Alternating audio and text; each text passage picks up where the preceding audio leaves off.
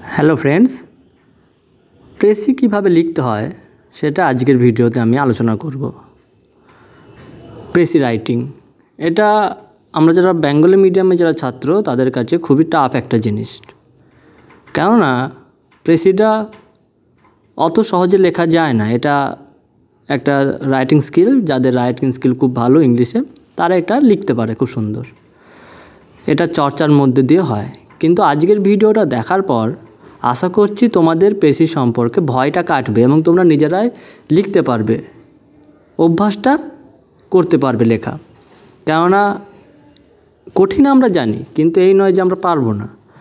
আর সামনে যেহেতু miscellaneous main, clerkship main এই এক্সামগুলো আছে, সেখানে প্রেসি রাইটিং আসবে, তো এই ভিডিওটা তোমাদের জন্যে আশা করছি উপকার হবে। What is a precis? প্রেসিটা কি? বলছে summary of the essentials of a text, মানে যে তোমাকে যে প্রশ্নের টেক্সটটা যেটা দেওয়া থাকবে সেটা সামারি, সারমর্ম, মূল ভাবনাটা তোমাকে লিখতে হবে।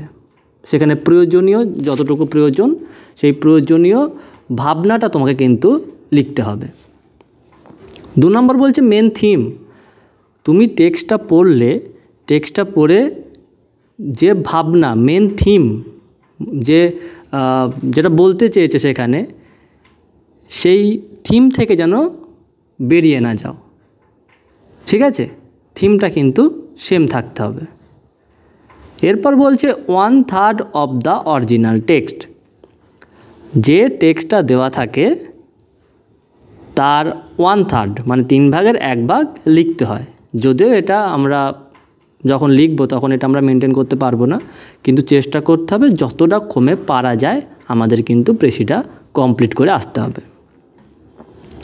আর প্রেসি সম্পর্কে 2-1 কথা বলে রাখি, যে তুমি যখন টেক্সটটা পড়বে, টেক্সটটা পড়ে যদি তুমি প্রেসি বুঝতে পারো তাহলে তুমি লিখতে পারবে, যদি তুমি বুঝতে না পারো তাহলে লিখতে পারবে না।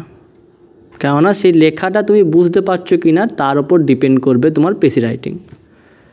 তুমি যদি বুঝতে পারো তুমি খুব সুন্দর প্রেসি লিখে দেবে, আর যদি বুঝতে না পারো তুমি লিখতে পারবে না, টাইটেলও দিতে পারবে না।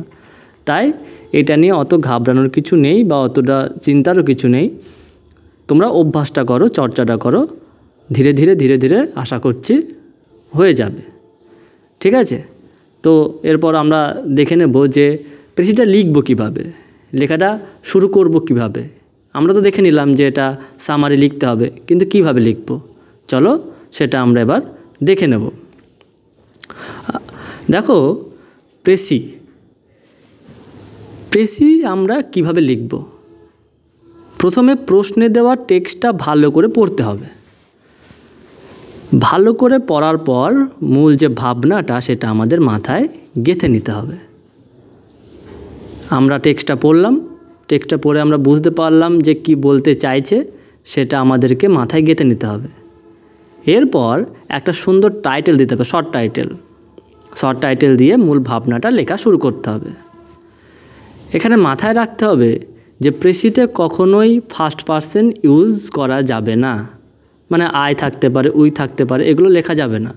এখানে বুঝে নিতে হবে যে আই উই মানে কিন্তু অথর বলছে, তখন আমরা দা অথর দিয়ে লিখব। প্রেসিতে কোটেশন থাকলে, টেক্সটে যদি কোটেশন থাকে আমরা প্রেসিতে কোটেশনটা দেব না, কোটেশনটা স্কিপ করতে হবে। তারপরে তোমার কোনো ইডিয়মস আমরা ব্যবহার করব না। ঠিক আছে, এইগুলো মাথায় রাখতে হবে। এবং অরিজিনাল টেক্সট থেকে আমরা হুবহু কপি করব না, কোনো লাইন কপি করব না। কপি করলে কিন্তু নাম্বার কাটা যাবে, পাওয়া যাবে না নাম্বার। তাহলে আমরা কপি করব না, প্রেসিতে আমরা নিজের যে ভাবনাটা আমরা যেটা বুঝতে পারলাম সেটা আমরা নিজের ভাষায় সাজিয়ে লিখব। সেখানে নিজের ওয়ার্ড অফ স্টকস থাকবে, সেখানে নিজের ল্যাঙ্গুয়েজ থাকবে, সেখানে টোটালি নিজের লিখতে হবে, এখানে কোনো কপি করা যাবে না। তাহলে এই হচ্ছে প্রেসি যদি তুমি বুঝতে পারো তুমি প্রেসি ভালো লিখবে, না বুঝতে পারলে লিখতে পারবে না, এটা মাথায় রাখবে। তাই তোমাদেরকে বলবো যে লেখা চর্চা শুরু করো।